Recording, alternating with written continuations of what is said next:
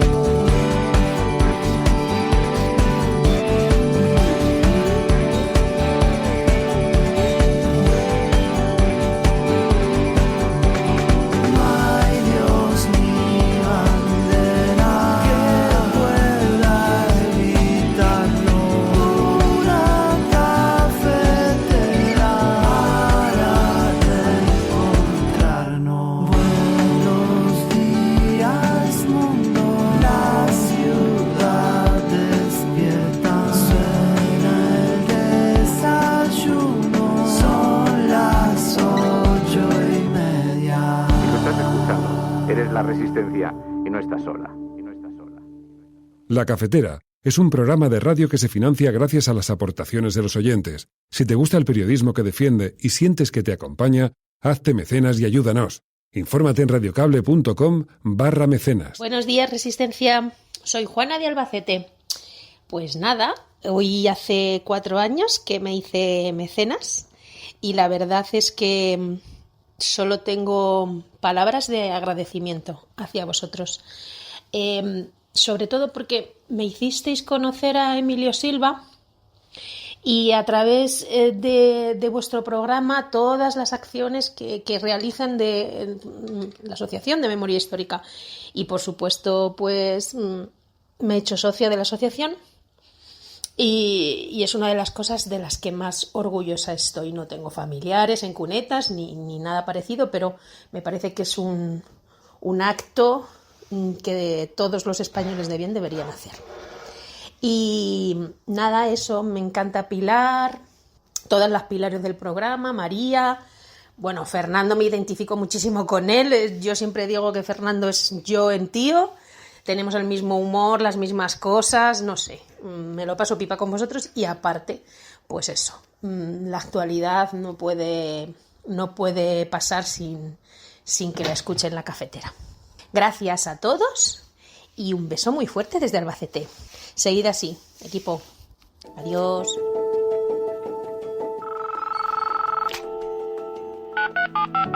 Son las 8:30 de la mañana.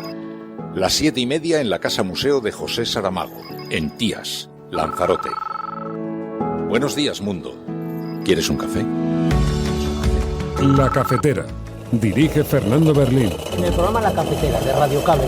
La ha entrevistado Fernando Berlín en La Cafetera. En una entrevista en Radio Cable. Durante 20 minutos en Radio Cable y dice todo lo que van a escuchar. Mañana en La Cafetera de Radio Cable. Radio Cable, que ha conseguido una auténtica primicia, ha entrevistado esta mañana y ha conseguido situar esa entrevista y lo que le ha dicho en los titulares. Con María Navarro y Pilar de la Peña. Que tuviera cuidado porque con las cosas que había dicho, que yo le oí la grabación del programa de Fernando Berlín, Mire, yo parafraseando a Radio Cable, no estás sola. Esta es la llegada del rey emérito a casa de su amigo Pedro Campos, donde se va a alojar allí en San Xenxo, en Pontevedra. Le vemos saludando a los curiosos, a los muchos periodistas que esperaban en la calle para poder verlo. A mí me da igual realmente dónde esté el rey. Lo que creo es que una democracia como es la española merece una explicación de lo que el rey ha hecho. Y creo que esto es lo que le preocupa a los españoles y a las españolas. Dar la bienvenida al rey emérito a su país, porque España es su país y por tanto esperemos que tenga una buena estancia en la que es su casa.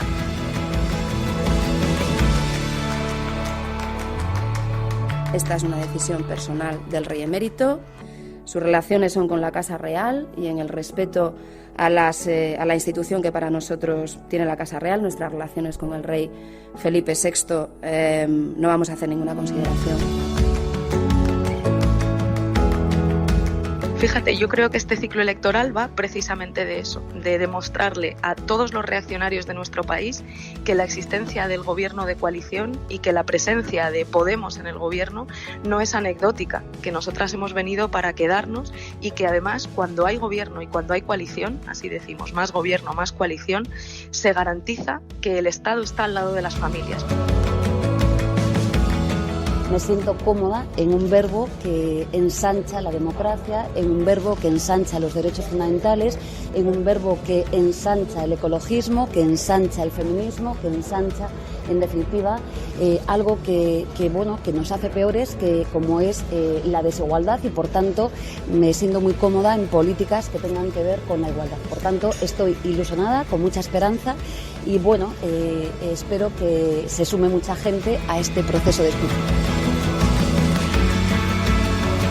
Bueno, pues máximo respeto a ese proceso, lo observamos con interés y nosotros estaremos en sumar a muchos andaluces a una causa que nos parece que es justa también, que es la de tener un andalucismo de izquierda que ponga Andalucía en el centro y las reivindicaciones de esta tierra por delante, como hacen ya otros pueblos del Estado, como hacen catalanos, vascos, gallegos, valencianos, navarros, etcétera. Nosotros también tenemos derecho a hacerlo.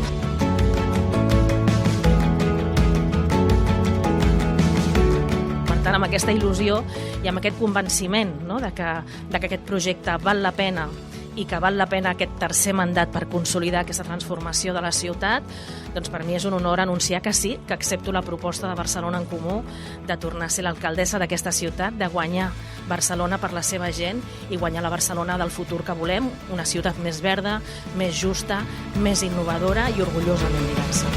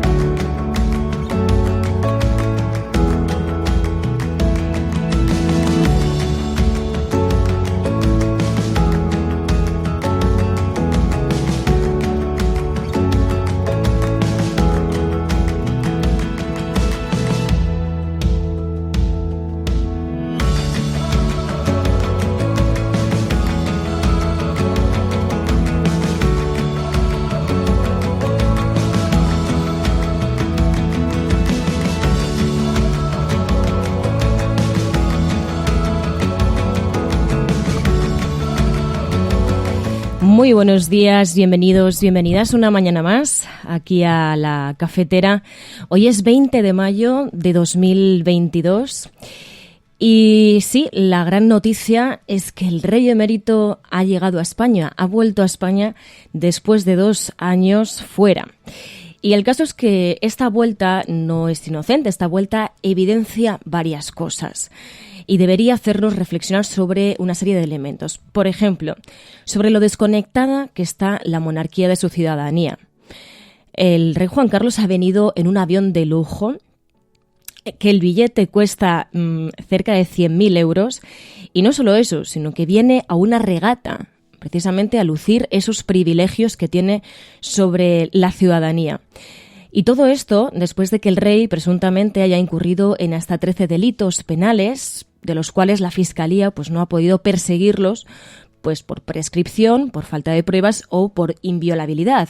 Pero esto no significa que la justicia no tenga causas contra él, sino que se trata de su excepcional figura jurídica, por lo que no se ha acabado no ha acabado concluyendo nada sobre estos delitos penales. El rey vuelve y aún hay quienes defienden la posición del rey emérito, más incluso que la propia Casa Real, que, recordemos, no le ha recibido oficialmente este jueves. Y por eso nos preguntamos qué piensan aquellas personas, aquellos líderes y lideresas políticas que justifican la vuelta del rey emérito después de todo lo sucedido, ¿cómo lo justifican? Definiendo que esos presuntos delitos son pecadillos, que ellos también lo habrían hecho lo mismo, o que España es suya.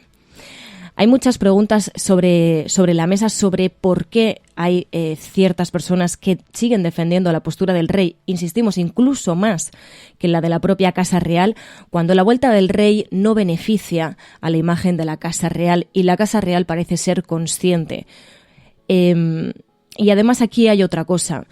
Esta semana hemos estado hablando de los derechos que se estaban concediendo y también de los impuestos que iban a suponer esa serie de derechos. Por ejemplo, con el caso de la ley del aborto. Y vimos muchos comentarios que decían: yo no tengo por qué pagar con impuestos derechos de otros.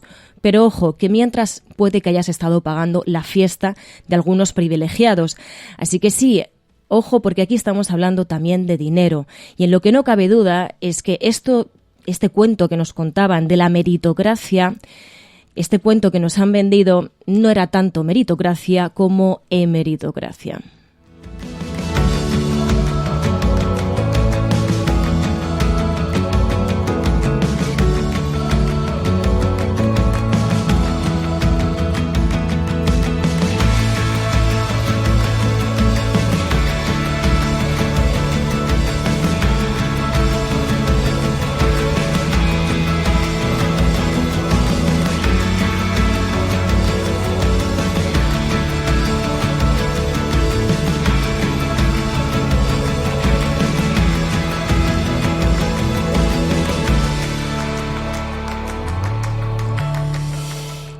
Muy buenos días una vez más, este 20 de mayo de 2022, sobre todo en especial aquellas personas que hoy os habéis levantado pronto, que estáis en directo aquí en la cafetera. Muy buenos días, Mamen, muy buenos días, Esperanza, Cristina, Adrián, Daniel, Gabriel ya está por aquí también, Isabel, Odemiro, Escur, Edi Muscus, Juan.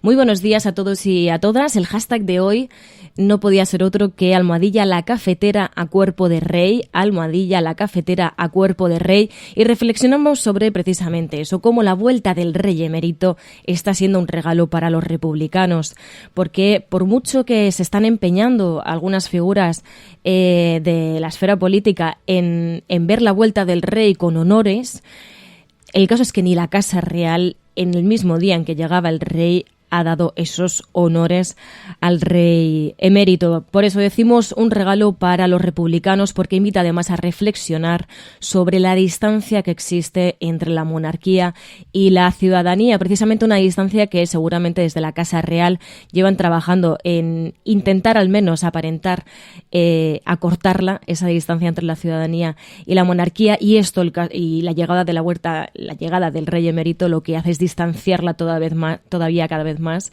y plantearnos a la monarquía como una figura elitista frente a la ciudadanía que tiene que tener una posición sumisa hacia sus reyes y reinas. De todo esto vamos a hablar, pero también hay otros asuntos. En los temas del día tenemos la del retorno del rey, la vuelta del rey emérito. Sobre esto además ha habido varias reacciones políticas que vamos a escuchar a lo largo del programa. También ha habido reacciones a la asociación Sumar, esa asociación registrada y defendida por Yolanda Díaz. Escucharemos a la propia Yolanda Díaz. También ha habido reacciones por parte de Podemos, y también escucharemos a Teresa Rodríguez, que decía que observaba con interés este proyecto de Yolanda Díaz.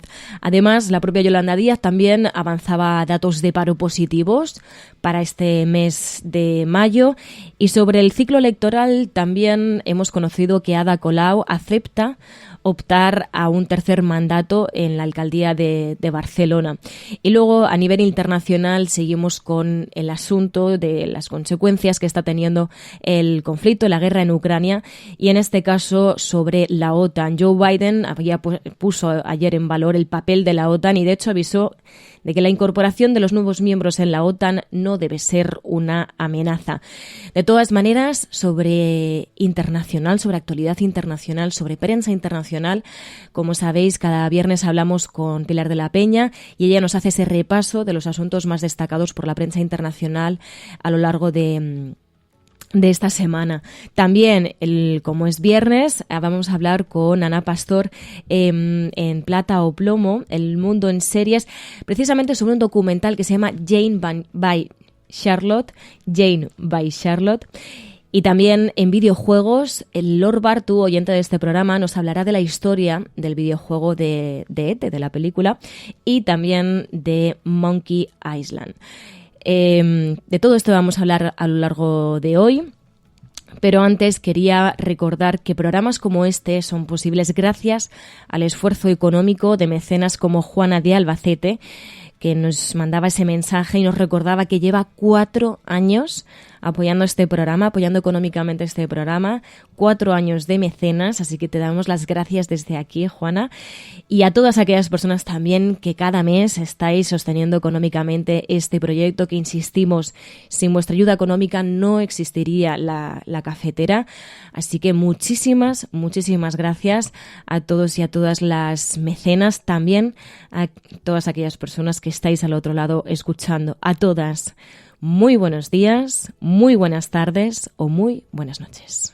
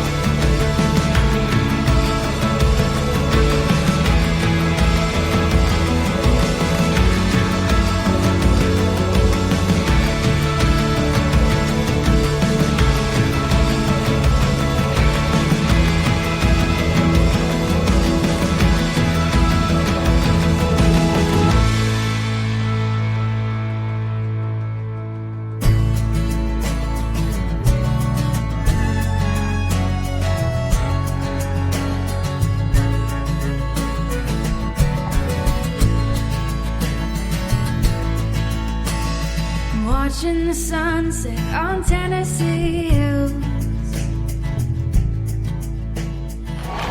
Esta es la llegada del rey emérito a casa de su amigo Pedro Campos, donde se va a alojar allí en San Xenxo, en Pontevedra. Le vemos saludando a los curiosos, a los muchos periodistas que esperaban en la calle para poder verle.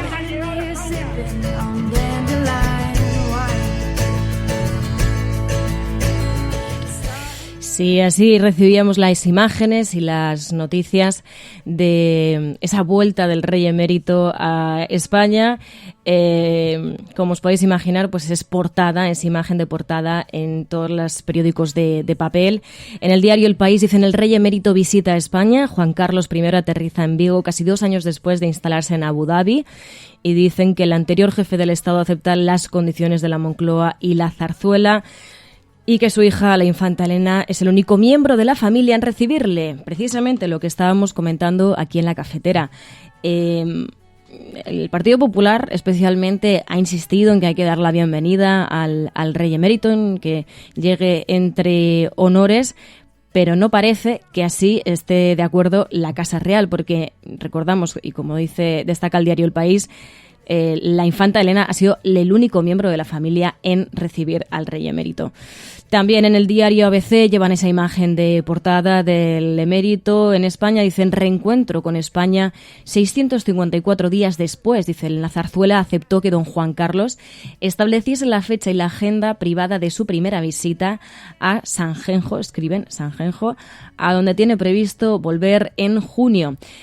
También en el diario El Mundo llevan esa imagen: el emérito vuelve a España y se refugia en casa de su amigo. Juan Carlos I regresa tras casi 2 años en Abu Dhabi, y dicen: en el aeropuerto de Vigo solo fue recibido por la infanta Elena y el armador gallego Pedro Campos, en cuya vivienda se aloja este fin de semana.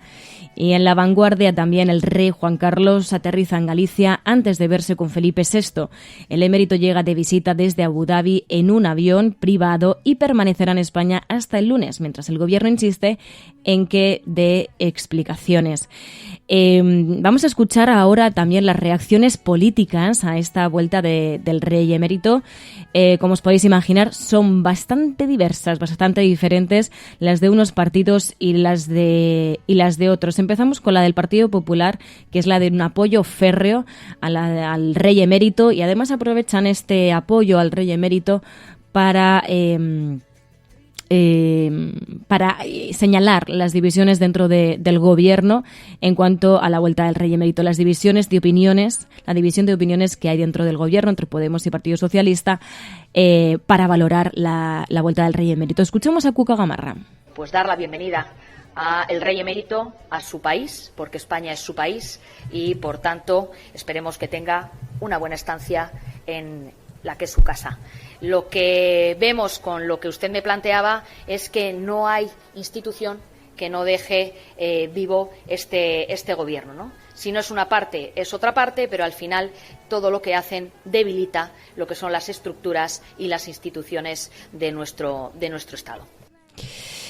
Bueno, pues la posición del Partido Popular es la de hay que dar una buena bienvenida al rey emérito, incluso la que no le ha dado la propia Casa Real, pero el Partido Popular así se posiciona con esa vuelta del rey, y también habría que igual analizar también si ese posicionamiento que está teniendo el Partido Popular realmente beneficia a la Casa Real.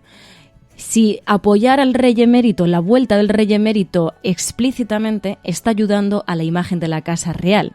Porque, como insistíamos al principio de este programa, y también como hemos puesto en el título del programa de hoy, la vuelta del rey emérito parece más un regalo para los republicanos. Es muy difícil de justificar esas imágenes. Y, de hecho, la muestra es que la propia Casa Real no le ha recibido.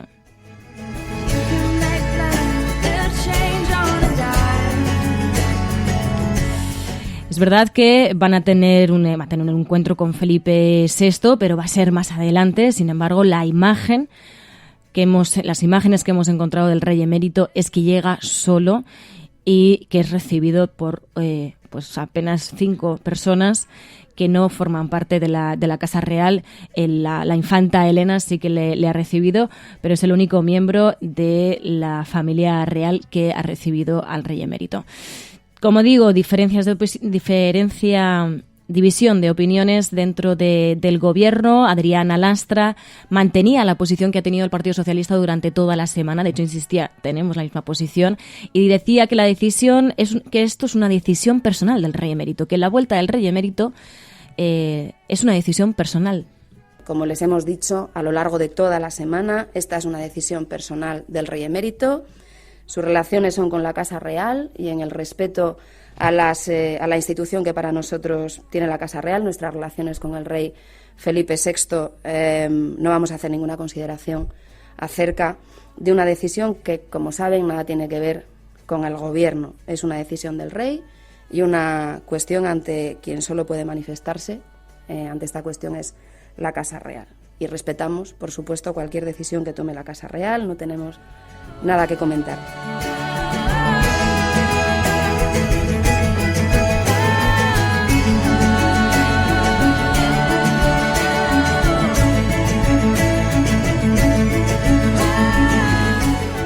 Esta es la posición del Partido Socialista, la que viene manteniendo en realidad toda la semana, pues un perfil bastante bajo, ¿no? Con este asunto de la vuelta del rey emérito. Yo creo que igual también siendo conscientes, ¿no?, de que puede ser un tema que incomode a la Casa Real. Igual es verdad que el Partido Socialista está leyendo mejor que el Partido Popular cuál es la mejor defensa de la monarquía en este momento en España. Y igual es la acertada la del Partido Socialista si es que lo que quieres es defender la monarquía. Si quieres defender la monarquía, seguramente tengas que mantener, digamos, el mismo perfil que está manteniendo la Casa Real, que es, pues de no jalear mucho esta vuelta del rey emérito, de intentar, bueno, pues que no tenga un gran protagonismo dentro de que lo va a tener, ¿no? Y el Partido Popular, sin embargo, yo creo que no está leyendo nada bien lo que quiere la Casa Real, que parece que es que, bueno, pues intentar darle la menor importancia posible a esta vuelta del rey emérito, porque puede que sean conscientes de que les está perjudicando a la imagen de la monarquía en España. Precisamente también dentro del gobierno, pero en este caso Yolanda Díaz decía: el rey emérito debe rendir cuentas. A mí me da igual realmente dónde esté el rey. Lo que creo es que una democracia como es la española merece una explicación de lo que el rey ha hecho. Y creo que esto es lo que le preocupa a los españoles y a las españolas. Insisto, cuando el rey se fue, yo dije que a mí eso me daba exactamente igual, y lo que sí que creo, por la dignificación de una institución como la Casa Real, y lo dice alguien que no es monárquico, pues debe rendir cuentas y explicarle a los españoles y a las españolas qué es lo que ha hecho mientras era el jefe del Estado. Va a probar que debe dar el propio rey emérito. Sin lugar a dudas, le compete a él. La Casa Real es una de las máximas instituciones del Estado, insisto, aunque yo no sea monárquica, pero hay que cuidarlas. Y desde luego, si su gestión ha sido, como parece, a todas luces cuestionable, debe de rendir cuentas.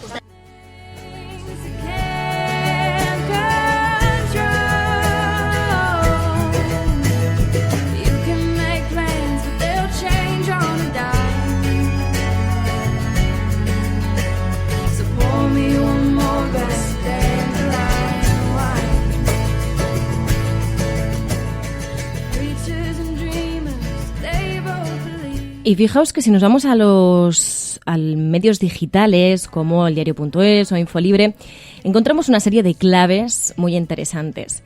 En el diario.es recuerdan que estos dicen 655 días de exilio, 2 regularizaciones fiscales y un juicio pendiente en Londres por acoso a Corina. Dicen: Juan Carlos I regresa a España después de que la Fiscalía archivara la triple investigación contra él, pero pendiente de juicio por el supuesto acoso a su examante Corina Larsen, y mientras la actual Casa Real intenta desligarse de su legado. Esta es una de las claves. La Casa Real está intentando desligarse de el legado que ha dejado el rey emérito. Evidentemente no deja de ser el padre de Felipe VI, entonces claro, es muy difícil desligarse, ¿no? Pero por eso decía que el Partido Popular no está sabiendo leer cuál es la estrategia que parece que tiene la Casa Real, que es, tiene que vuelve, pero no quieren vincularse muy públicamente con el rey emérito, porque saben lo que eso supone de cara a la imagen y a la supervivencia de la monarquía en España. Porque evidentemente la imagen del rey emérito, por mucho que se intente blanquear, ha quedado tocada. Pero es que en la portada de Infolibre llevan varias informaciones y dan varias claves sobre este asunto. Dicen: el rey emérito desoye al gobierno, regresa sin dar explicaciones y frustra el intento de Felipe VI de pasar página. Su llegada se produce en mitad, dicen, de una gran expectación y revuelo mediático, muy lejos de la deseada discreción de Zarzuela y de Moncloa. También entrevistan al exjuez Castro, al instructor del caso Nos, que dice que el emérito debería responder ante el Congreso, ya que no lo hará ante un juez. Dice: el magistrado que se atrevió a investigar a Iñaki Urdangarín y a la infanta Cristina cree que solo cabría hablar de disculpas si Juan Carlos I compareciera en la sede de la soberanía popular. Dice: pero para eso hace falta valor y ganas. Dicen: jubilado desde 2017, publica ahora un libro, dice Barrotes Retorcidos, Memorias de un juez, en el que dibuja las líneas vitales del hombre que destapó la corrupción balear. Llevan esta entrevista y además, como decimos, se posiciona sobre el rey emérito. Dice que debería responder ante el Congreso, ya que no lo hará ante el juez. No así las explicaciones que no piden, por ejemplo, desde el Partido Popular. En Público.es, de hecho, destacan eso mismo, que Juan Carlos I vuelve a España sin haber dado explicaciones sobre su fortuna. algo que no debemos olvidar. Debemos tener memoria por una vez en nuestro país. Insistimos, no está siendo, no se está cumpliendo, ¿no?, esa estrategia de la Casa Real y también del gobierno de que, bueno, pues no hubiese tanta expectación sobre esta vuelta del rey emérito, que además está siendo muy aplaudida por parte de los partidos conservadores, sin darse cuenta de que así están perjudicando a la propia Casa Real y a la supervivencia de la monarquía española. Así que mal cálculo de la derecha española a favor de la monarquía.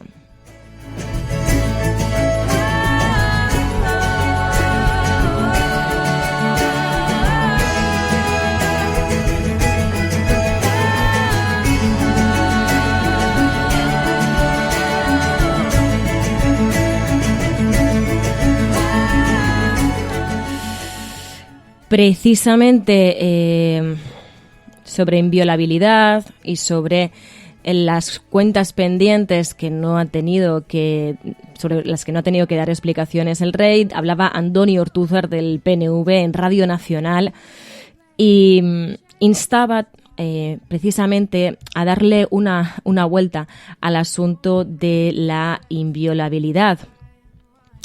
Decía, instaba a la revisión de la inviolabilidad ante la vuelta del rey emérito. Lo decía así en Radio Nacional. Sin ninguna duda, la inviolabilidad en el constitucionalismo occidental moderno es una figura que está claramente orientada a que nadie pueda atacar a una institución para menoscabar la democracia, pero lo que no puede ser es una puerta a comportamientos indebidos y a esa inviolabilidad que se convierte al final en un todo es posible y todo vale, ¿no?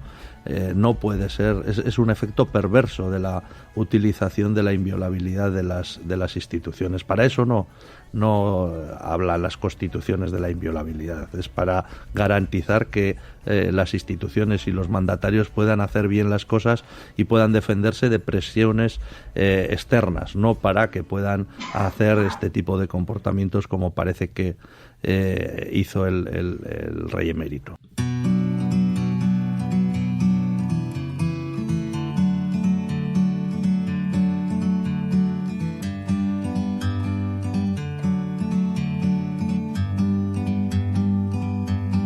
Bird on a tree, I'm just sitting here. I got time, it's clear to see. From up here, the world seems small.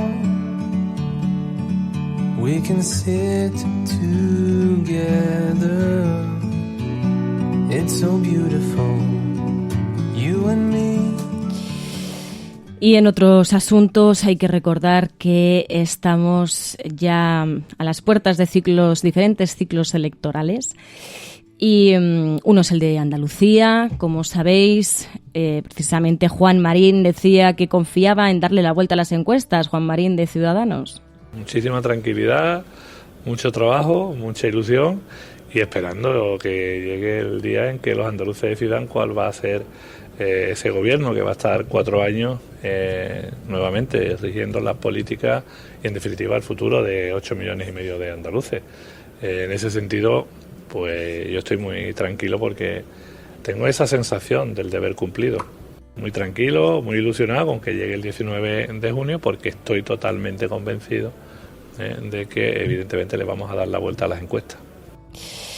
Y el caso es que, según las últimas estimaciones electorales, Juanma Moreno del Partido Popular ganaría las elecciones en Andalucía, pero necesitaría a la ultraderecha para gobernar. Difícil posición la de Ciudadanos para intentar imponerse como socio de gobierno sabiendo la fuerza que está adquiriendo la ultraderecha. Y en esto también deberían hacer reflexión desde el Partido Popular, también desde Ciudadanos, desde ambos partidos, porque han dejado crecer una fuerza que ahora va a ser muy difícil que puedan controlar. y deberían haberse dado cuenta antes, pero no lo vieron como una amenaza, y ahora efectivamente está siendo una amenaza para sus propios intereses de partido. Precisamente también desde Andalucía, pero en este caso sobre el proyecto Sumar, sobre la asociación Sumar, que habla de ese proceso de escucha que va a liderar Yolanda Díaz. Sobre eso le preguntaban a Teresa Rodríguez en Andalucía, y ella decía que lo observaba con cierto interés y decía lo siguiente. Bueno, pues máximo respeto a ese proceso, lo observamos con interés y nosotros estaremos en sumar a muchos andaluces a una causa que nos parece que es justa también, que es la de tener un andalucismo de izquierda que ponga a Andalucía en el centro y las reivindicaciones de esta tierra por delante, como hacen ya otros pueblos del Estado, como hacen catalanos, vascos, gallegos, valencianos, navarros, etcétera. Nosotros también tenemos derecho a hacerlo, y desde ahí, desde ese espacio propio, observamos con interés y con respeto esa iniciativa, porque sabemos que las políticas que benefician a Andalucía son políticas de izquierda, de servicios públicos, de protección de los trabajadores y trabajadoras, etcétera, etcétera. Nosotros estamos dispuestos a sumar con cualquiera que defienda los intereses de las mayorías sociales de Andalucía, que al final son los intereses de las mayorías sociales también de España y de Europa, es decir, los intereses de las clases trabajadoras y de los servicios públicos. A sumar ahí, desde nuestro espacio propio, de nuestra habitación propia. Decía a sumar ahí desde nuestro espacio propio, desde nuestra habitación propia, también reivindicando las demandas de su espacio político. Y el caso es que la propia Yolanda Díaz hablaba de este proyecto y decía que esperaba que se sume mucha gente a este proceso de escucha.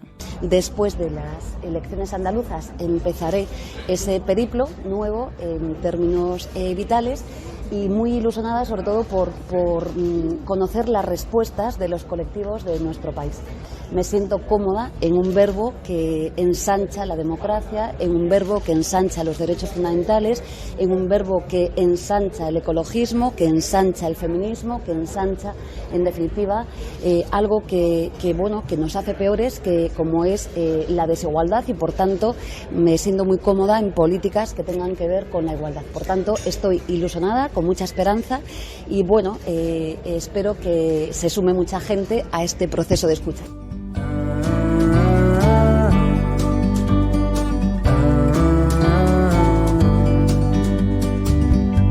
Sometimes you need to go and take a step back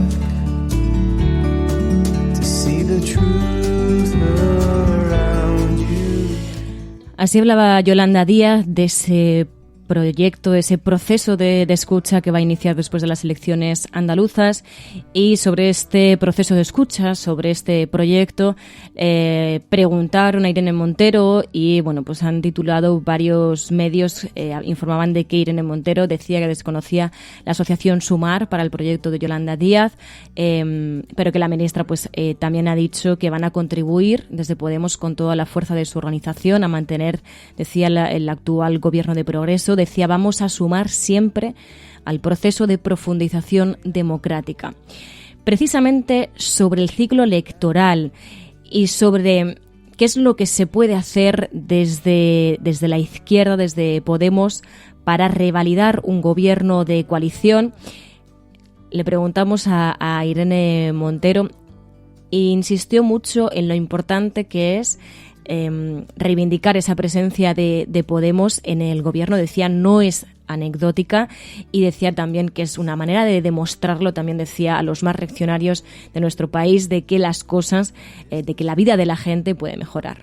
Fíjate, yo creo que este ciclo electoral va precisamente de eso, de demostrarle a todos los reaccionarios de nuestro país que la existencia del gobierno de coalición y que la presencia de Podemos en el gobierno no es anecdótica, que nosotras hemos venido para quedarnos, y que además cuando hay gobierno y cuando hay coalición, así decimos, más gobierno, más coalición, se garantiza que el Estado está al lado de las familias para hacer su vida más fácil, para garantizar más derechos para las mujeres, para que la vida de las mujeres sea más fácil. Eso es precisamente de lo que va este ciclo electoral que se va a abrir, y yo creo que ese es el mensaje que la gente progresista de nuestro país tiene que mandarle a la reacción, que estamos aquí para quedarnos y para ampliar derechos y profundizar nuestra democracia. Así hablaba Irene Montero en la cafetera sobre la importancia también de reivindicar esa presencia de Podemos en el gobierno, de qué implica esa presencia de Podemos en el gobierno, y el caso es que es verdad que sobre todo en esta semana el Ministerio de Igualdad ha sido protagonista en avances en derechos, sobre todo de las mujeres.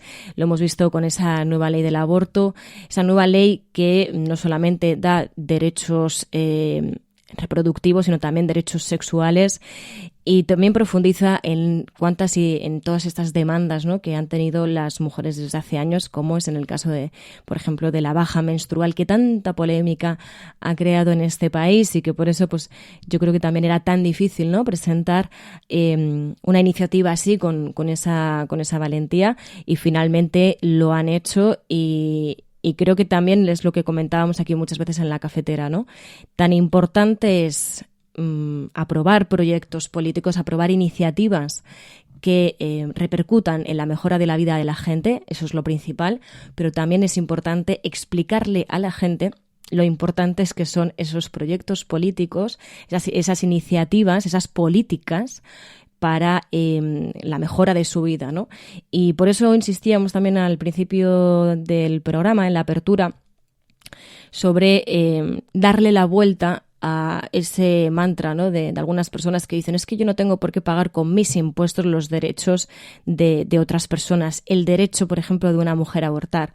Bueno, no solamente tienes que hacerlo porque seguramente tú al final acabes aprovechándote también de los impuestos que está pagando el de enfrente para otras muchas cuestiones, sobre sanidad, sobre educación, porque somos interdependientes en la sociedad, sino que además también tienes que ser consciente de que puede que mientras has estado muy ocupado criticando los impuestos que pueden ir a tu vecino o a tu vecina, mientras puede que hayas estado pagando la fiesta de un rey. Así que es también una cuestión de prioridades y también de saber dónde estamos, de sabernos, de tenernos conectados y conectadas, y de entender de que la sociedad, la gente de a pie, se necesita la una a la otra para poder vivir dignamente.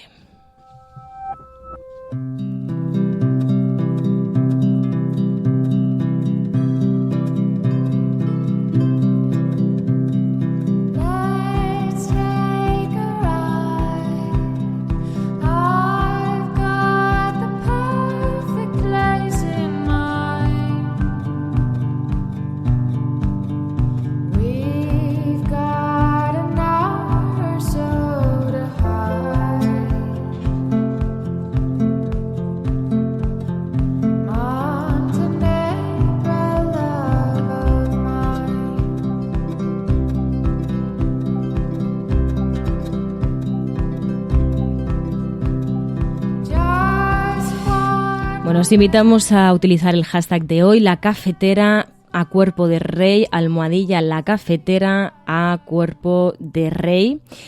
Con ese hashtag podéis ir comentando todas las cosas que estamos analizando.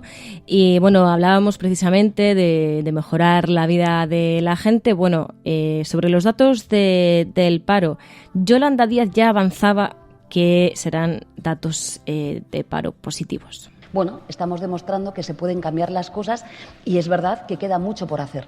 Los datos de paro, no se los puedo decir, cumplo rigurosamente con las normas, pero van a ser muy positivos también este mes.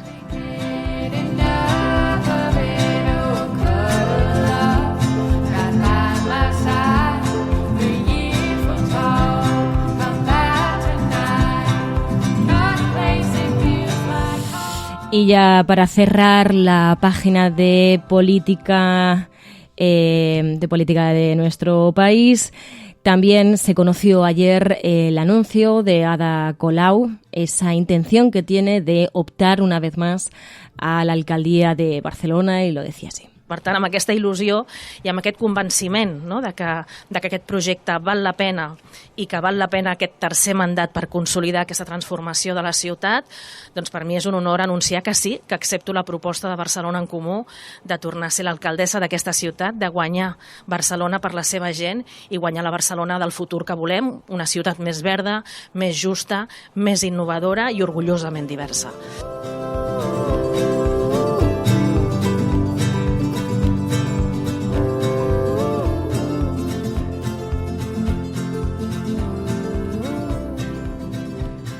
La alternativa al neoliberalismo se llama conciencia.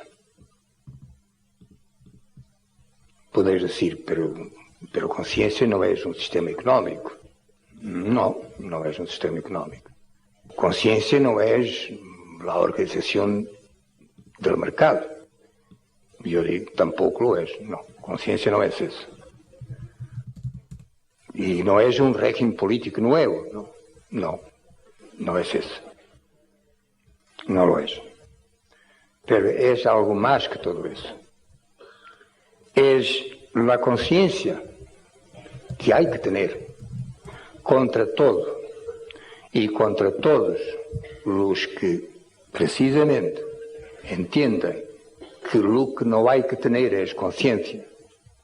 Eso es lo que tenemos que formarnos todos los días.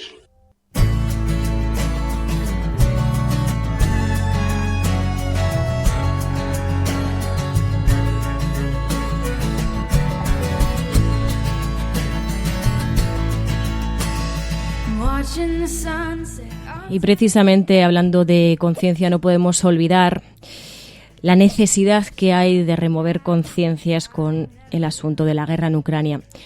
Sobre todo por las consecuencias que está teniendo en la población. Lo estamos viendo además con esas imágenes de Emilio Morenati que está subiendo a redes sociales sobre las consecuencias que está teniendo para tantas y tantas personas en su salud. Imágenes muy difíciles de ver, pero que también evidencian que sí, que la guerra va en serio, que la guerra no es un juego de soldados, que la guerra tiene consecuencias muy graves, sobre todo y especialmente sobre las personas más vulnerables, sobre niños, niñas, que sí sobreviven, pero se quedan con secuelas para toda la vida de un conflicto que las élites no han sabido resolver, que las élites no han sabido poner fin, sino que se han limitado a reivindicar el armamento, a reivindicar la guerra como única respuesta a la guerra. Y seguimos preguntándonos cuándo se podrá volver a hablar de paz, cuándo hablar de paz va a dejar de ser algo naif. Porque seguramente si les preguntamos a todas estas personas que están sufriendo en sus carnes las consecuencias de algo tan terrible como una guerra, seguramente nos digan que sí que quieren paz. Seguramente. Y el caso es que mientras algunos pues desde la distancia siguen jugando a soldados y de hecho Joe Biden, presidente del gobierno, ha respaldado esa entrada de Finlandia y Suecia en la OTAN, acogiendo, decían, a sus líderes en Washington. Y de hecho vamos a escuchar ahora a continuación a Joe Biden poniendo en valor el papel de la OTAN y avisaba de que la incorporación de nuevos miembros en la OTAN, decía, no es una amenaza, no tiene por qué suponer una amenaza. Today, there is no question. NATO is relevant. It is effective. And it is more needed now than ever. So let me be clear. New members joining NATO is not a threat to any nation. It never has been. NATO's purpose is to defend against aggression. That's its purpose, to defend.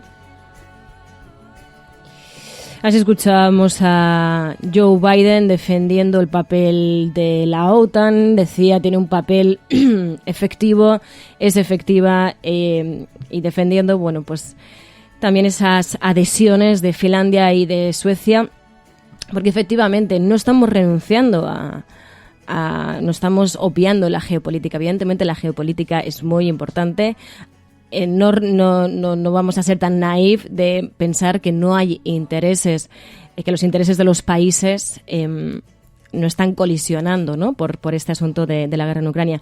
Pero precisamente porque no somos naif también nos gustaría que ciertos líderes nos hablasen con claridad de que lo que están haciendo es sobre todo por los intereses de sus países, por intereses geopolíticos, que nos hablasen claro, porque si no de otra manera no se entiende que tengamos que tragar con ciertos discursos que nos intentan convencer, nos han intentado llegar a convencer de que las armas te pueden llevar a la paz. Y el caso es que llevamos ya muchas semanas viendo cómo la sociedad civil sigue sufriendo por esta guerra en Ucrania y que nadie le está poniendo fin.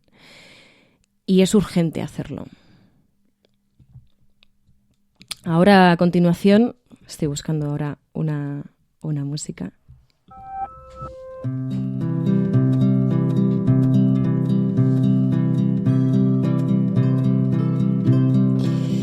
Que esto de llevar los mandos al micrófono e ir pensando también mientras lo que vas a decir, hay días que es muy fácil, pero hoy pues nos hemos levantado con un poco con el pie cambiado, pero bueno, como decíamos, bueno, pues hasta aquí la actualidad.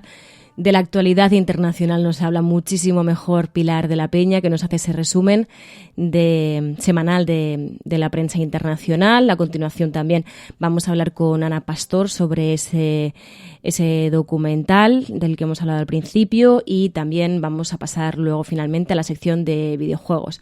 Hay muchas cosas sobre la mesa, así que no os vayáis.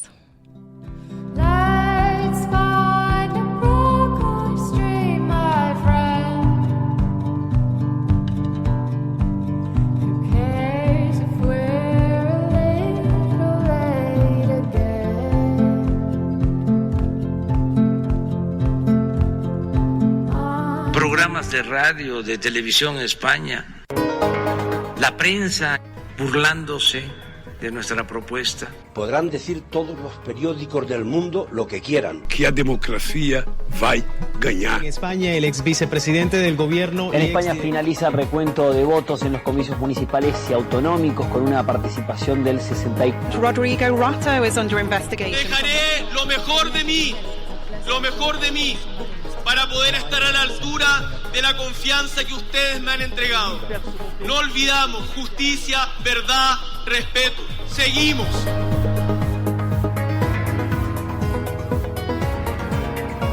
Pues ya sabéis que los viernes abrimos en la cafetera también un espacio para hablar de información internacional, pero de la manera en la que esta proyecta la imagen de España en el exterior. Lo hacemos con Pilar de la Peña. Buenos días.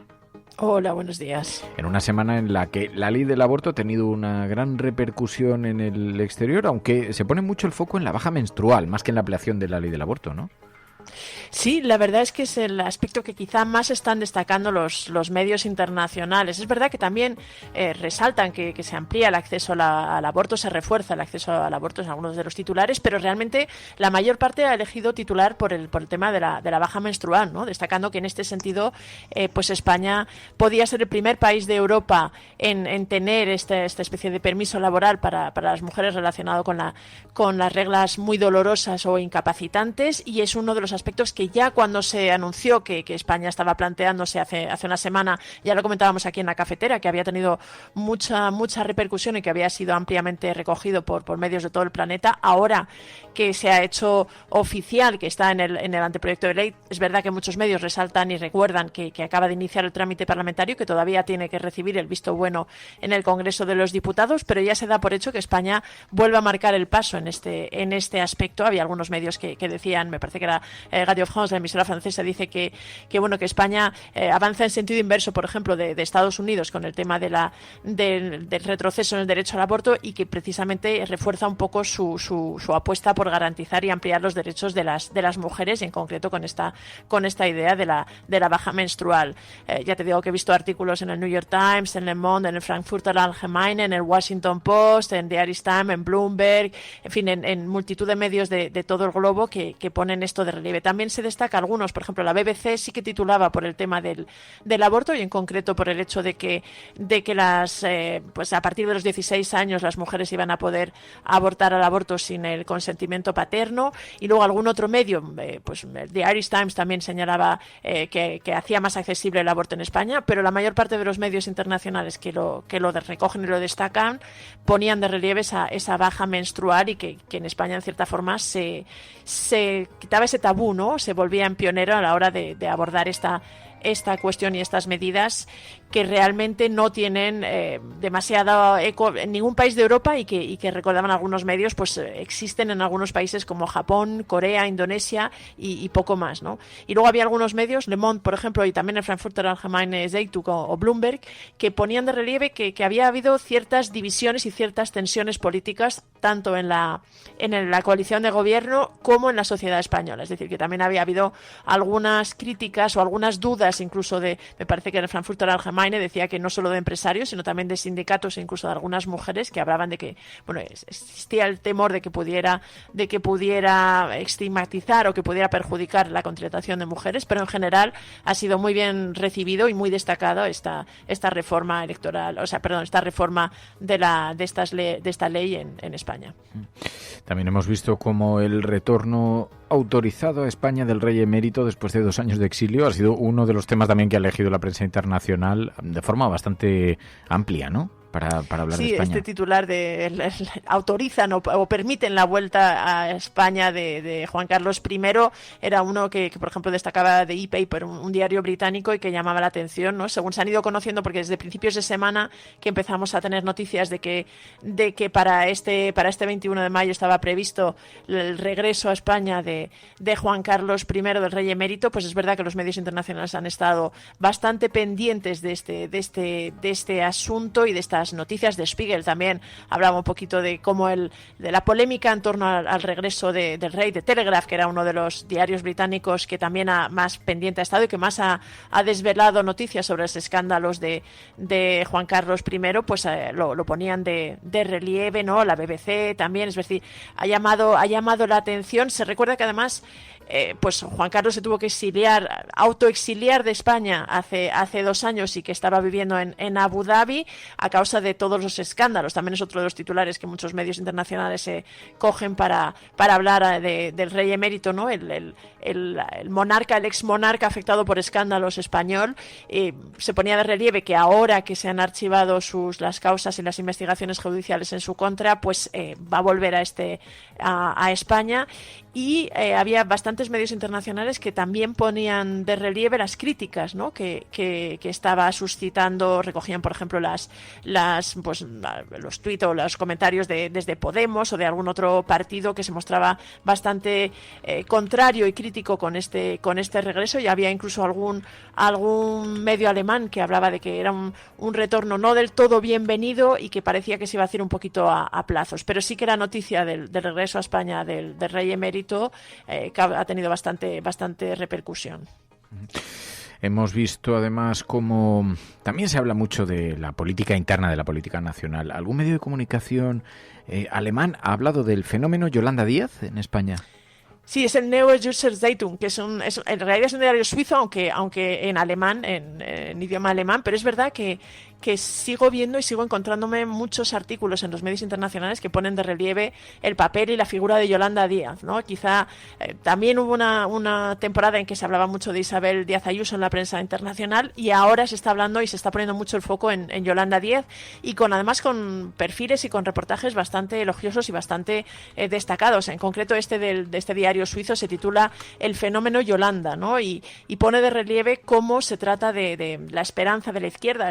Realmente el artículo, que está firmado por Ute Müller, una corresponsal aquí en España, pues destaca destaca su perfil, habla de una política que no es nada dogmática y que incluso es bien recibida por conservadores y por el mundo empresarial, que se la ve un poquito como que es capaz o que está como intentando unir e ilusionar a la izquierda. Se dan algunos de los detalles del proyecto con el que intentaría, pues, ofrecer una alternativa, y se detalla un poquito sus logros, ¿no? En concreto se vuelve a evidenciar que su mayor éxito político hasta la fecha ha sido la reforma laboral, que de hecho resaltaban, y ya lo comentamos hace un par de semanas, como el gran número de contratos indefinidos que se habían firmado en el último trimestre, o desde que había entrado en vigor esta reforma laboral, era realmente un un éxito y un hito para España después de décadas en que la precariedad y los contratos temporales habían sido la norma, y en este sentido se pone de relieve que además tiene una figura algo transversal, bastante más transversal que las figuras clásicas de la izquierda, y en este sentido pues la ven con bastante interés. Y además es que en el último mes, también en febrero incluso, Les Echos, otro diario francés, también hablaba de Díaz como la estrella ascendente de la política española y la figura clave de la izquierda, y de Político, al menos la edición en Europa del digital estadounidense, también se fijaba en ella. Hablaban del nuevo fenómeno de la izquierda y destacaban pues sus altos índices de aprobación en la política española. Luego hemos visto también con otras informaciones, precisamente hablando de la presencia de las mujeres, no solamente en política, sino en otros lugares. La RTS suiza estaba tratando de explicar cómo se ha convertido España en un país tan feminista. Sí, la verdad es que es un reportaje que han publicado la radio suiza y la RTS, la Radiovisión Suiza, y que me llama la atención porque el titular es ese, ¿no? ¿Cómo se ha convertido España en un país tan feminista, ¿no? Está realmente, con todo lo que se ha hecho en España en materia de violencia de género y realmente de un gobierno paritario, con mayor presencia de mujeres, esto ha calado realmente en la percepción y en la imagen de España en el exterior. Y por ejemplo este reportaje que entrevistaban de hecho a Gloria Casas intentaba profundizar en cómo había sido, digamos, la trayectoria de España para llegar a este punto, ¿no? Recordaban pues eso, de hecho algunas de las últimas medidas, como la prohibición de la publicidad de los juguetes por género, todo lo que se ha avanzado en la lucha contra los feminicidios y la violencia de género. No mencionaba en concreto esta última baja menstrual porque el reportaje era justo anterior a que se conociera, digamos, la aprobación por parte del gobierno de la reforma de la ley, pero sí ponía de manifiesto que España era uno de los países más feministas de Europa e intentaba explicar un poquito cómo de hecho las raíces podían estar, pues según explicaba Gloria Casas Vila, en parte en esta especie de digamos de vínculo que se había establecido desde el franquismo, casi después de 40 años de dictadura, entre las mujeres, tanto a nivel judicial como político como social, para defender derechos y ir poco a poco pues garantizando algunos de los aspectos más esenciales. Y ponía de relieve toda esta trayectoria y que había convertido a España en uno de los países más feministas de Europa. Además, The Guardian ha entrevistado al director de Citizen Lab. Advierten que el uso de Pegasus contra políticos en España ha causado una crisis de democracia muy importante. ¿Qué dice el director de Citizen Lab sobre esto?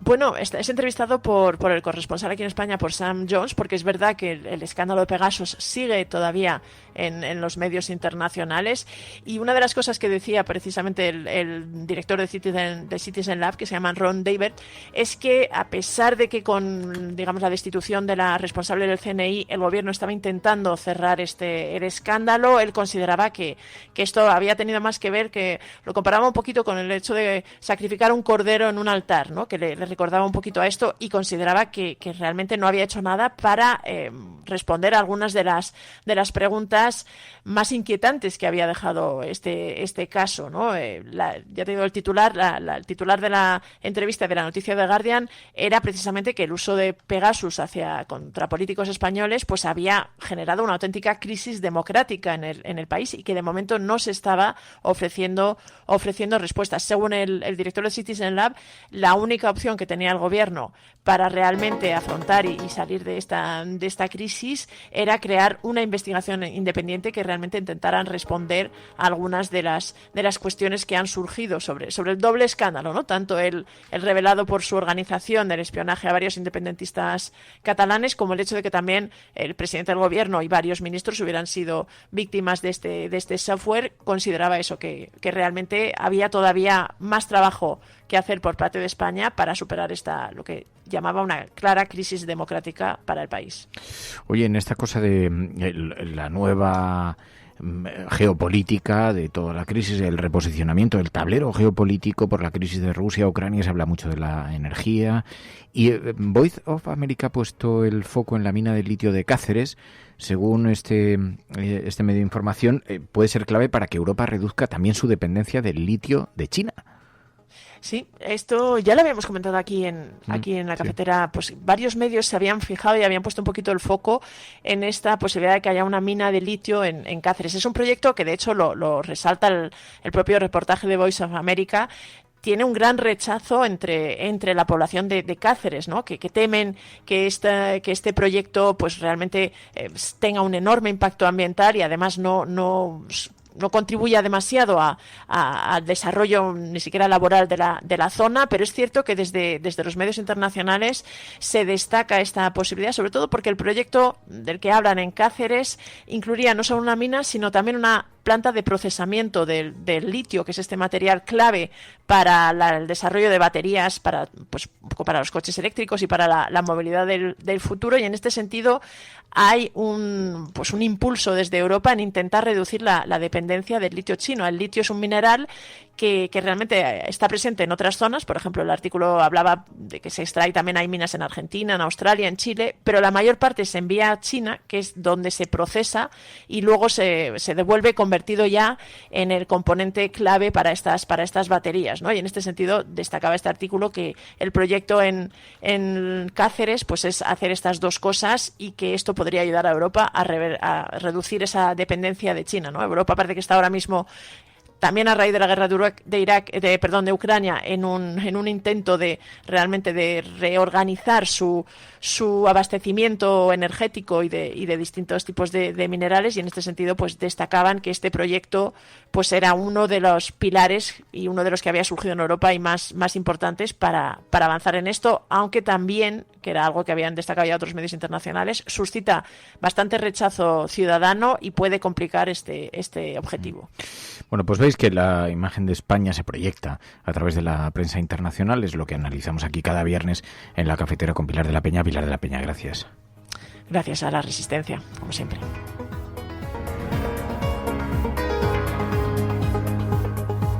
La Cafetera es un programa de radio que se financia gracias a las aportaciones de los oyentes. Si te gusta el periodismo que defiende y sientes que te acompaña, hazte mecenas y ayúdanos. Infórmate en radiocable.com/mecenas. La Cafetera y Neutral presentan Plata o plomo. El mundo en series. En el Juego de Tronos o ganas o mueres. Con Fernando Merlín y Ana Pastor. ¿Sabes dónde estás? Es una radio pirata. De la zona neutral. Nos recuerda un poco por qué luchamos. La noche es oscura y alberga horrores. La noche es oscura y alberga horrores. Nada cambia de golpe. Si estuvieras en una bañera que se calienta poco a poco, morirías hervida sin darte cuenta. Estamos juntos. Somos un trío. Nosotros vivimos románticamente juntos. Hola, habla con Walter White.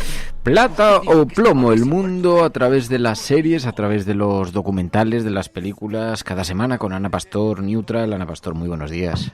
Muy buenos días. Y yo que tenía la esperanza de que en esta semana abordásemos algún aspecto de cierta positividad, aunque creo que el documental que nos propones, Jane por Charlotte, implica una cierta ternura por la vertiente en la que se muestra, aunque cuenta algunas historias pues un poquito más complejas, más duras, ¿no? Sí, tengo que decirte que en el fondo lo recomiendo un poco por tu nuevo proceso y maravilloso cambio de vida a mejor, desde que en tu vida hay otro bebé.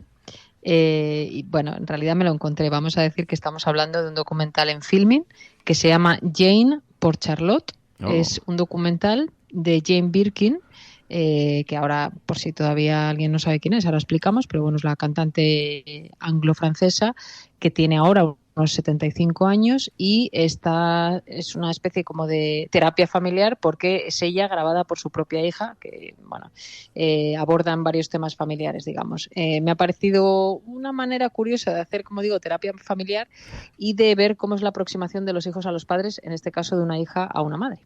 Je me sentais très privilégiée d'être dans ta présence. C'était pas banal.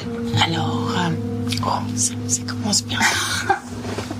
Ella llegó a tener una grandísima popularidad y por lo que he visto es digamos un intento de acercamiento también de terapia casi familiar, ¿no? De aproximación a su madre a través de estas encuestas, estas entrevistas que mantienen para el documental y entonces cómo van también desgranando una cierta distancia que mantenían y cómo se van reconectando.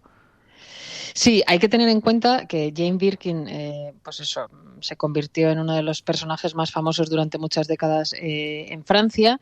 De alguna manera podríamos decir que son los royals, esta familia, son de la realeza porque su propia hija nació de una madre muy famosa y de un padre que también lo fue. Y bueno, era una pareja muy conocida del mundo del espectáculo, en este caso de la música, de la interpretación, etcétera. Y con una vida muy intensa. Jane Birkin se casó en primer lugar con otro hombre, tuvo una hija. Después se casó con el padre de Charlotte y nació ella, y después se casó con otro hombre y tuvo otra hija. Digamos que ha tenido una vida, como digo, muy intensa, y en este documental ves cómo su hija Charlotte, que también es conocida como actriz y como cantante en Francia, intenta acercarse a su madre, y de hecho lo ha contado en las entrevistas durante la presentación en Francia. Dice que se dio cuenta de que no podía mirar a su madre de frente. No por el peso que también de la fama, sino por multitud de acontecimientos que habían ocurrido en la familia. Sobre todo la bomba atómica fue el suicidio de la hermana mayor. Cuando eso ocurre, el distanciamiento pues se acrecienta porque cada miembro de la familia intenta sobrevivir a algo tan terrible, ¿no? Y es la primera vez que pueden abordarlo y lo hacen delante de una cámara. Entonces, bueno, es como tú dices, tiene una parte tierna porque es ver cómo una hija está intentando reencontrarse en esa relación, y por otro lado duro, ¿no? Porque hablan de temas que no son fáciles para ninguna de las dos. He visto algunas críticas, decían no sé si era el New York Times o The Times, que terminaba empujándote a alejarte de la madre, a comprender la mirada de ella, pero de alguna manera te reencontrabas con la hija y te desencontrabas con la madre. Claro, para el que haya tenido a lo mejor una relación de adoración musical con ella es posible, pero no lo sé si te encaja esa descripción. Bueno, yo creo que describe muy bien las etapas por las que pasa cualquier relación, especialmente una de este tipo, ¿no? Sí que te encuentras con la hija desde el punto de vista del peso que tiene alguien así, de haber nacido en una familia, cuando el padre muere. Ella hace un acercamiento a la madre, pero después ocurre lo de la hermana también, y de hecho, como te decía, hablan del suicidio de la hermana, ¿no? Y de cómo lo vivió la madre y cómo es lo más desgarrador que le puede pasar a un ser humano, que es perder a un hijo, y en esas circunstancias la propia madre se pregunta dónde no estuvo o qué parte de su vida cometió errores que impactaron tanto en su hija que acabó suicidándose, que realmente eso es muy difícil determinarlo, ¿no? Pero yo creo que empatizas con las dos. Jane Birkin además tiene esta parte sí que me parece especialmente tierna, en la que hablan del paso del tiempo, ¿no? Curiosamente la hija tiene más complejos que la madre. La madre, que ahora tiene 75 años y que fue pues de todo un mito musical, pero también un mito erótico, se deja fotografiar y se deja grabar durante el documental a una distancia mínima, y habla mucho de las arrugas, y de hecho tiene un par de comentarios muy graciosos que dice que las actrices y cantantes de su edad deberían quitarse las gafas para verse siempre borrosas, porque si vieran realmente cómo están con el paso del tiempo, pues no se gustarían, ¿no? Y hablan mucho del paso del tiempo y de lo duro que está siendo a través de esa mirada con gafas. Y la propia hija le reconoce, ¿no?, que para ella es una mujer bellísima de 75 años, aunque evidentemente no es la de las portadas de los años 60, y esa famosa canción que tú recordarás, que es ella jadeando con el padre de Charlotte, una canción que dio la vuelta al mundo y que también aparece ahí interpretada de alguna manera, o sea, está como de fondo, ¿no?, esa historia entre el padre y la madre y esa canción que les hizo tan famosos.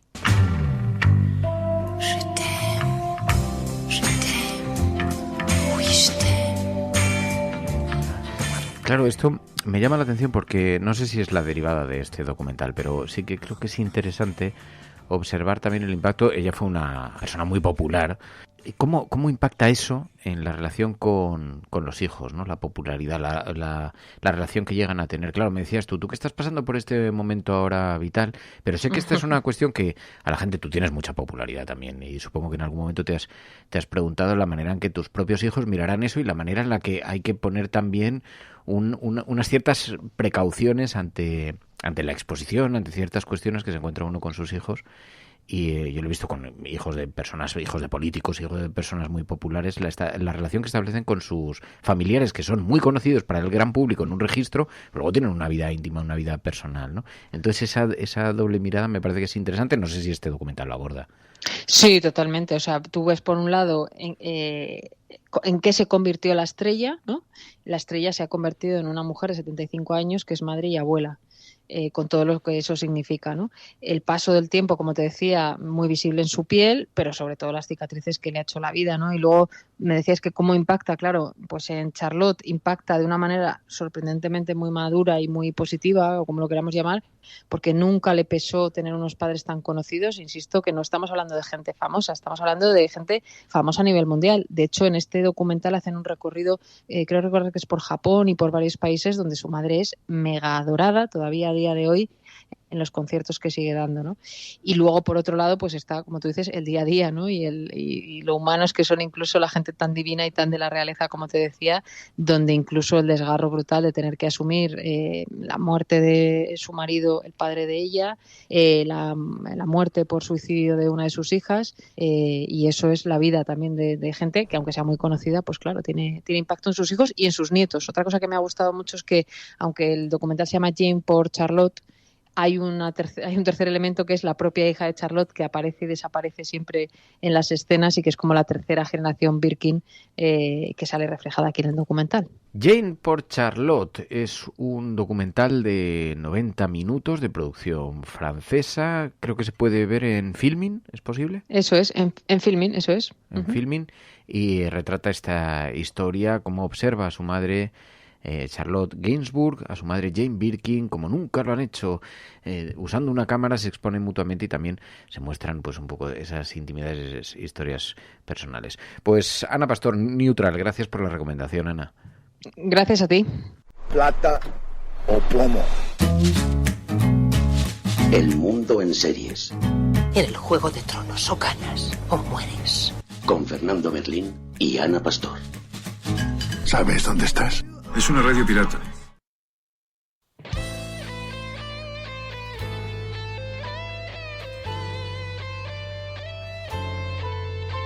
Peggy 18.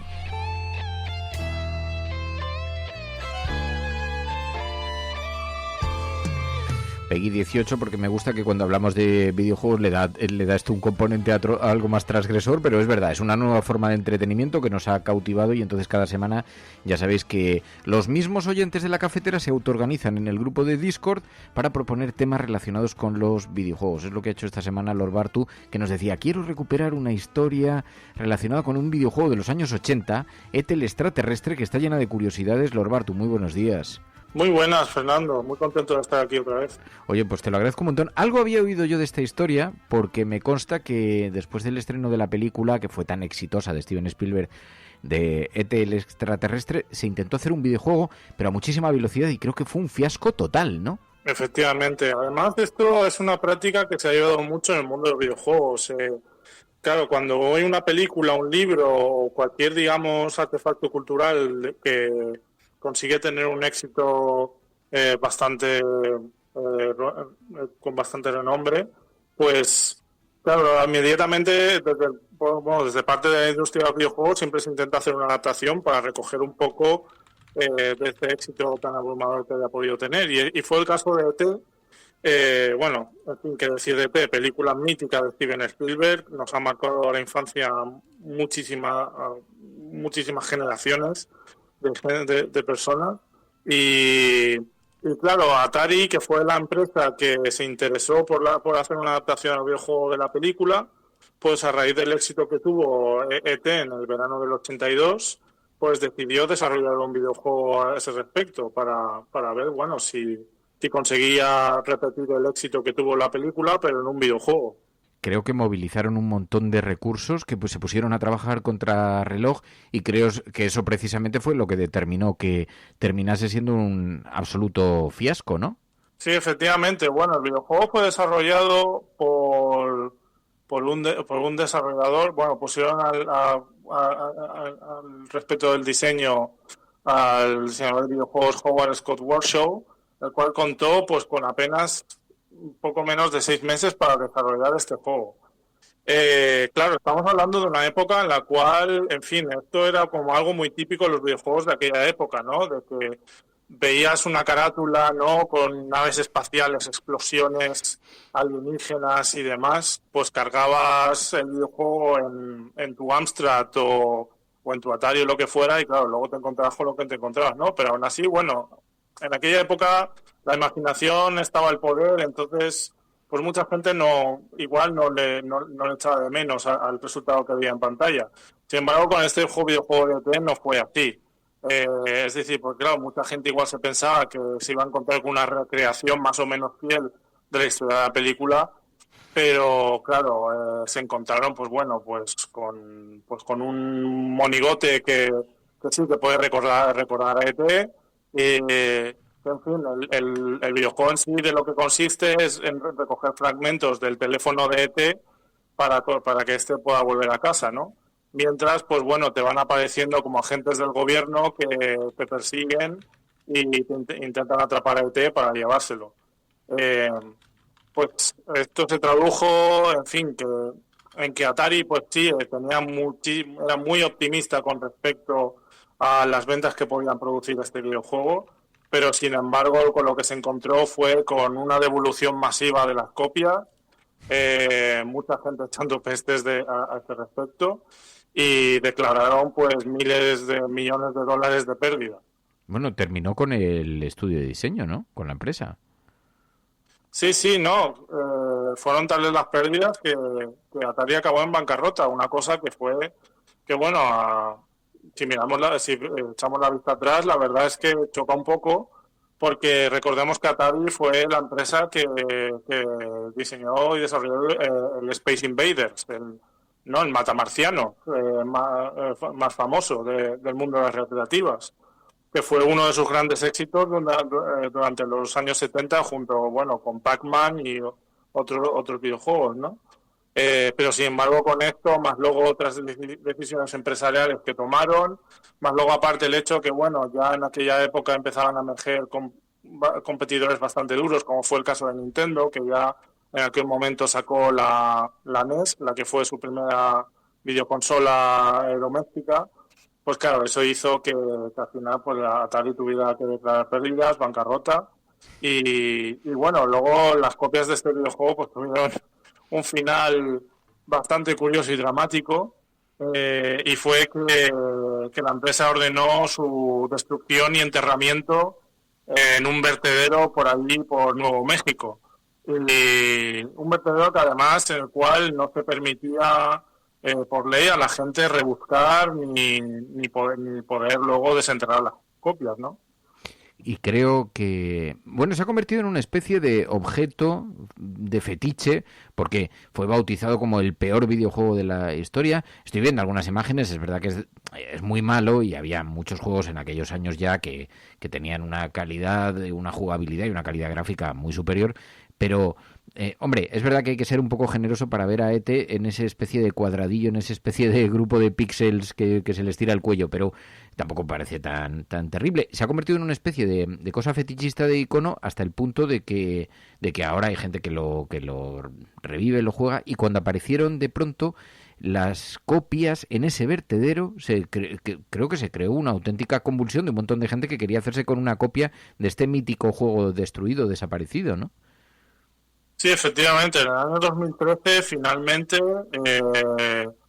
una empresa pudo conseguir un acuerdo con el vertedero local para poder desenterrar las copias y acabaron encontrando el sitio donde se enterraron, y todas esas copias pues evidentemente han revalorizado de una manera bestial.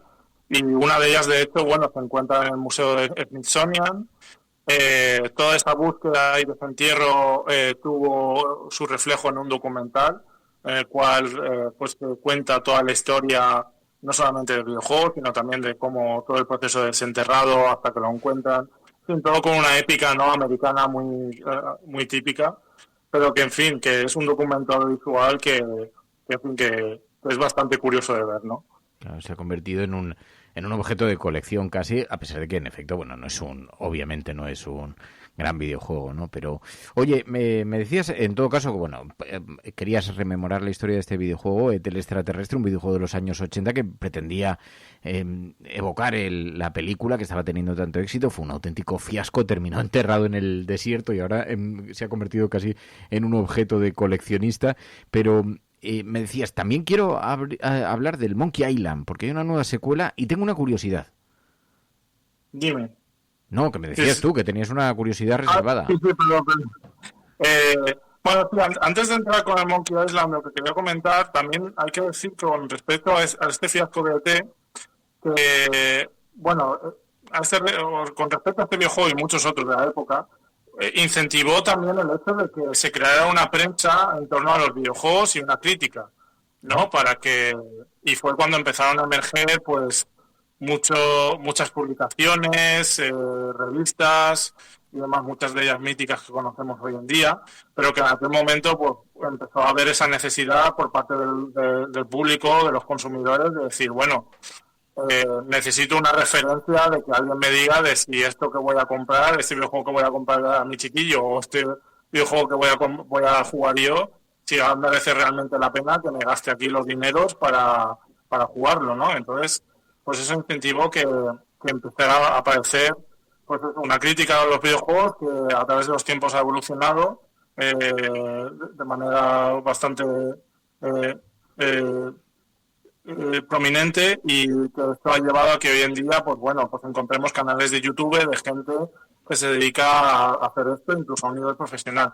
Luego ya con respecto al Monkey Island, porque fue de hecho el primer videojuego del que hablé la primera vez que estuve en esta sección. Recordemos una aventura gráfica de principios de los 90, desarrollada por LucasArts, que fue una filial de Industrial Light and Magic, la empresa la productora de George Lucas, un videojuego, una aventura gráfica sobre piratas.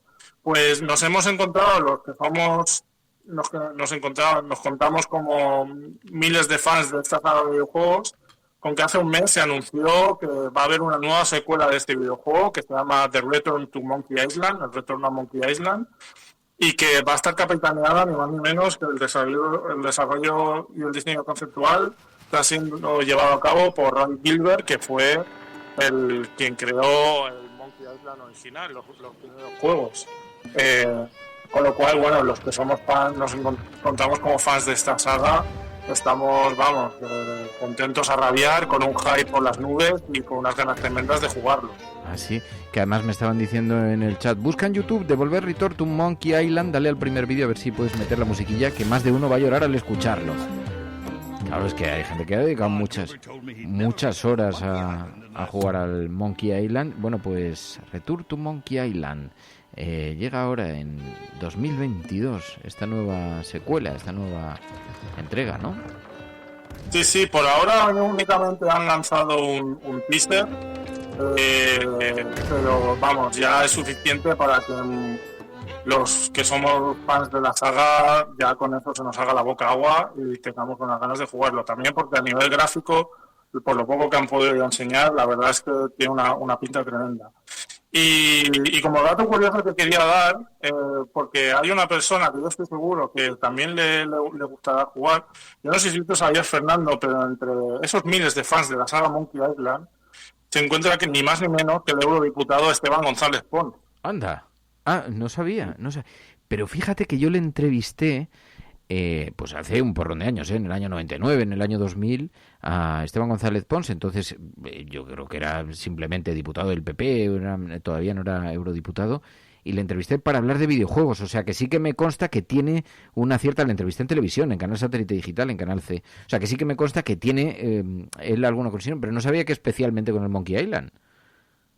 Sí, bueno, con muchos otros juegos. De hecho, si las cafeteras y cafeteros que nos están escuchando ahora mismo ponen en Google Esteban González Pons Monkey Island, se encontrarán con un artículo del Mundo, en el cual ahora el eurodiputado del PP expresa su admiración por los videojuegos, que se encuentra como uno de sus hobbies, y que comenta pues eso, que el Monkey Island es uno de sus favoritos. Así que bueno, si lo vuelves a entrevistar en el futuro, Fernando, ya tienes un tema para empezar. Claro, totalmente.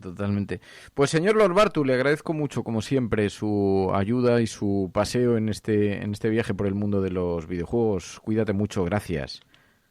Muchísimas gracias a ti, Fernando, y un saludo a todas las cafeteras y cafeteros. Un abrazo fuerte.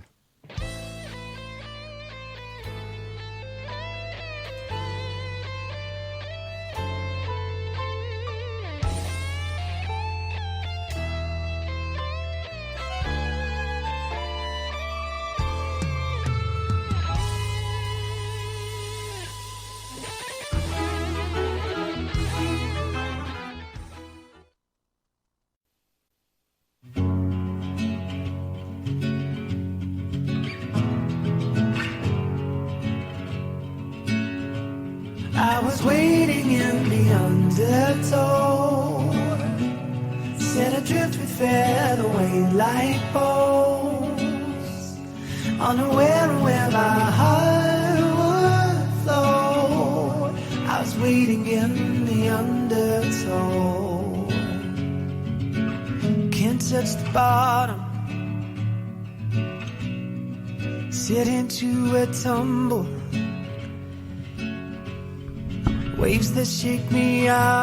Que se me vaya la hora para que despedir a las emisoras y todas estas cosas. Pues es que me he entretenido porque, bueno, y ya que todos los viernes nos despedimos con alguna recomendación cultural, pues aparte del documental que nos ha recomendado Ana Pastor, también estaba viendo el que ha recomendado Cristina, que es un documental, pero en este caso es de fotografías, para gente friki. Se llama La luz de las historias, un documental en Netflix, una serie documental, y dice, tenéis que verla si os gusta la fotografía. Dice, la serie sigue a 5 fotógrafos extraordinarios a través de los rincones más espectaculares y desconocidos de la Tierra. Así que nos apuntamos esta recomendación. Muchas gracias, Cristina. Y también el documental Jane by Charlotte, del que hemos hablado hoy con Ana Pastor. Y nada, yo creo que ya nos despedimos, ¿vale? Os deseo un buen fin de semana. Tened mucho cuidado porque hace mucho calor. Va a hacer mucho calor. Así que nada, disfrutad muchísimo del fin de semana. Tenéis ya vuestra recomendación, las recomendaciones culturales que hemos hecho aquí en la cafetera. Y una vez más, muchísimas gracias a las personas que estáis suscritas económicamente, que hacéis posible este programa. Personas como Juana, que nos enviaba ese audio desde Albacete, que lleva 4 años apoyando económicamente este programa. Muchísimas gracias por el esfuerzo que haces por nosotros y por nosotras para que siga adelante la cafetera. Y insistimos, a quienes podáis, por favor, haceos mecenas para que pueda seguir existiendo este programa. Nos despedimos con ese audio de Juana desde Albacete, dándole las gracias y también recordando a todas que si estáis escuchando esto, no estáis solas, que somos la Resistencia.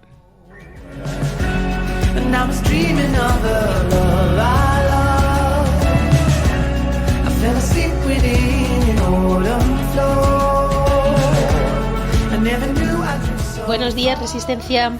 Soy Juana de Albacete. Pues nada, hoy hace 4 años que me hice mecenas. Y la verdad es que solo tengo palabras de agradecimiento hacia vosotros. Sobre todo porque me hicisteis conocer a Emilio Silva y a través de vuestro programa todas las acciones que realizan de la Asociación de Memoria Histórica. Y por supuesto, pues me he hecho socia de la asociación. Y es una de las cosas de las que más orgullosa estoy. No tengo familiares en cunetas ni nada parecido, pero me parece que es un acto que todos los españoles de bien deberían hacer. Y nada, eso, me encanta Pilar, todas las Pilares del programa, María. Bueno, Fernando me identifico muchísimo con él. Yo siempre digo que Fernando es yo en tío. Tenemos el mismo humor, las mismas cosas, no sé, me lo paso pipa con vosotros y aparte, pues eso, la actualidad no puede pasar sin que la escuchen en la cafetera.